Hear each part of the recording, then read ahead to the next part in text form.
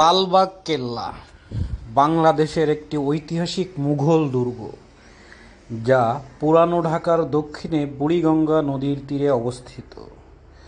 ১৬৭৮ সালে সম্রাট আওরঙ্গজেবের পুত্র যুবরাজ মোহাম্মদ আজম শাহ এটি নির্মাণ কাজ শুরু করেন। লালবাগ কেল্লার অভ্যন্তরে দেখছেন আপনারা আছে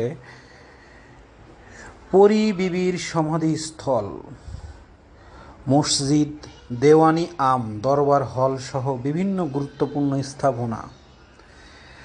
দুর্গটি মুঘল স্থাপত্যের এক অপূর্ব নিদর্শন। এটি দেশি বিদেশি পর্যটকদের কাছেও একটি জনপ্রিয় স্থান। বর্তমানে লালবাগ কেল্লা একটি জনপ্রিয় পর্যটন কেন্দ্র, প্রত্নতাত্ত্বিক স্থান হিসেবেও সুপরিচিত।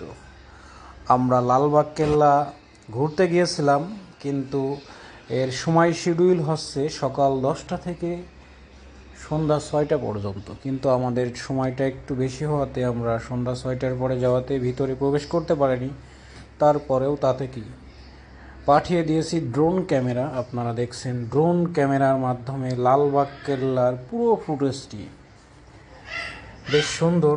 ঢাকার ভিতরে এরকম একটা নিদর্শন, ইট পাথরের শহরের ভিতরে, খুবই মনোমুগ্ধকর। তো আপনারা দেখছেন ড্রোন ক্যামেরার মাধ্যমে লালবাগ কেল্লা।